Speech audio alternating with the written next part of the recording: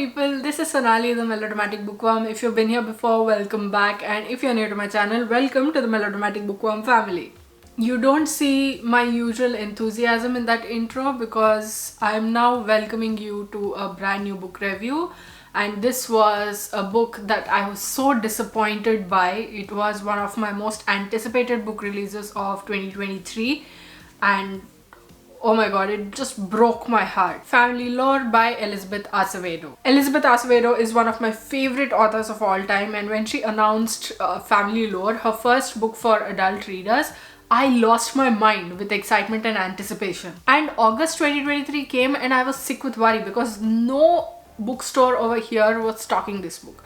You know why? Because the Australian book market is weird like that. Half of the global book releases are postponed here down under, and the same was the case with Family Lore. First it went from August to September, then to October, then to November, then to December, and I was this close to losing my mind, this time out of frustration, when I finally found it at a bookstore on a very casual visit. I wasn't even expecting it. And you should have seen my husband when I found the book because I was jumping and squealing at the sight of the book. So you see how much I'd been anticipating it, which was one of the reasons for my disappointment to hit that much harder. In today's video, I'm going to be taking you through what this book is about, what I liked about the book. I mean, it's Acevedo, there are bound to be a few things to like. And what exactly was it about this book that disappointed me so much?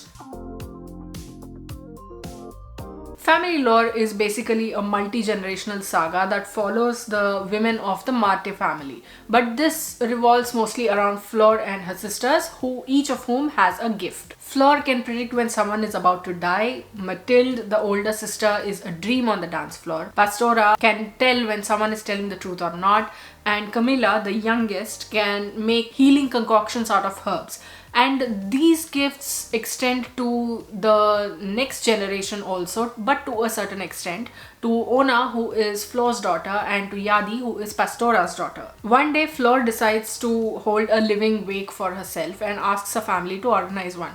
And now, obviously, the family is concerned that Fleur might have seen her own death, but Fleur isn't telling them anything other than that she needs them to do this one thing without asking any questions. We follow each of the Marte sisters and their daughters through the 3 days before the wake, but we are also taken back and forth in time through their pasts and their presence with the intention of giving us a clear idea about what it was that shaped them into the people they are today. I might have led with the negative, but the truth is that every Elizabeth Acevedo book is bound to have some beautiful writing, even if it is lost amidst all the chaos. Here's what I liked about Family Lore.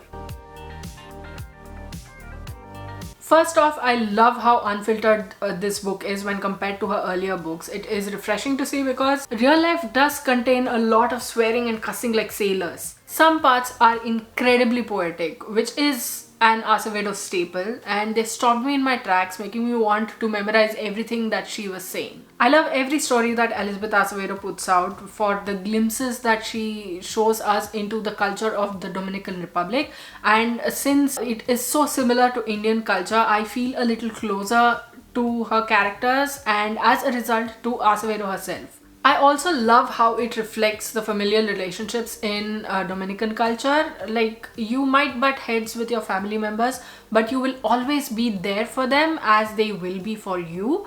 And that is reflected in the stories of the Marte sisters, because no matter how they are at each other's throats, they will always fiercely protect each other. Oh boy, now on to the unpleasant part of this review where I talk about the parts of Family Lore that I did not like.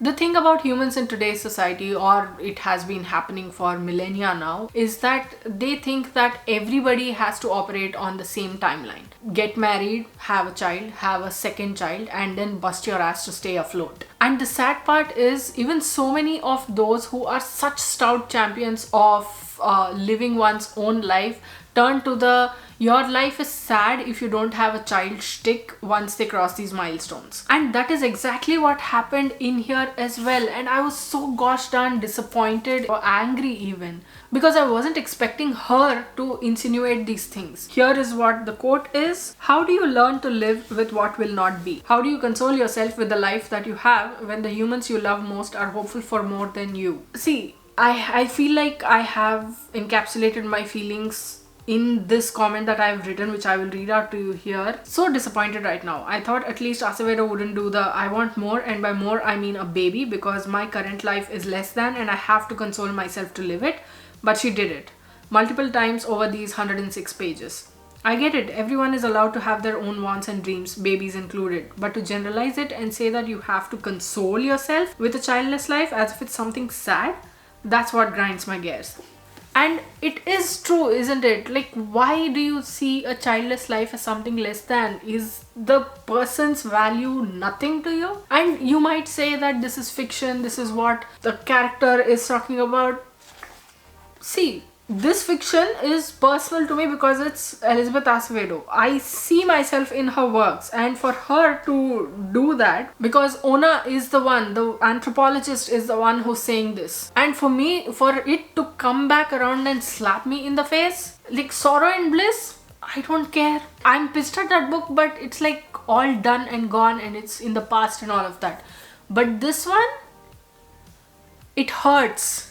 There are way too many characters in here and little clarity about who is who. There is a character list at the beginning of the book, but when you are introducing characters right up to the very last section, it doesn't matter if there's a character list or not. It just becomes more and more tedious to keep track of all the people in there. Plus, the ones that are already present are treated like they aren't all that important. Like, if they are not important to the story, why introduce them and why make the reader feel like the characters are important? Or vice versa, if they are important to the story, why make it feel like the character is insignificant? And look, I'm all for writing in our native languages and I don't mind a bit of Spanish here and there. But if I have to go to Google Translate multiple times with every page turn, it breaks the flow and takes me out of the story. This is one of those times when footnotes or a glossary towards the end of the book would be totally acceptable. I'm here for it. I don't want to put the book aside to see what's going on. Fleur calling her own daughter the girl kind of reeks of condescension for some reason.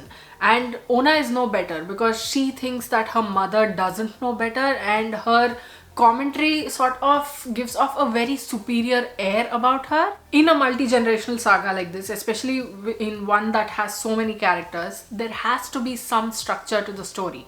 Without structure, it flounders and it loses steam easily, and that's exactly what happened with Family Lore. It felt like Acevedo tried to do too much with too much material, and unfortunately the two negatives didn't cancel each other out. See, and I get it. I get that a character is allowed to be condescending, or anything else for that matter, for the sake of the story, because it's a character. It's a character that we're telling the story about. But when the story itself is so confused about itself, about where it wants to go, that character's condescension is bound to make its way onto the list of negatives. And the thing is, a story that doesn't have a purpose or that feels unbound can still give you meaning. But Family Lore, other than the overarching storyline of the connections of the Marte women, didn't give me much confidence in what I was reading. And it comes to a head at the climax because Fleur saying things like just do this for me, or this is all you need to know for now, makes it seem like there is more, but all you find in the end is nothing more. In the end, I just want to say that I love Elizabeth Acevedo's writing and I will read anything she writes, but unlike her novel in verse stories, Family Lore just wasn't for me. I felt like the author tried to do too much but unfortunately accomplished very little story-wise. But if these are things that you aren't usually bothered by, then you could give this book a go. So that was my review of Family Lore by Elizabeth Acevedo. What did you think of my review? Did you like it? Did you not like it? Have you read Family Lore? If you have, what did you think of it? If you haven't, will you pick this book up after watching my review? Let me know in the comments below. I'd love to hear from you. If you like this video, please like it and share it to spread the word. And if you like my content and would like to see more from me, don't forget to hit subscribe and click on the bell icon beside the subscribe button to get notified as and when I post new videos. Thanks for watching. I'll see you in the next video. Until next time, keep reading, keep watching, and add melodrama to your life.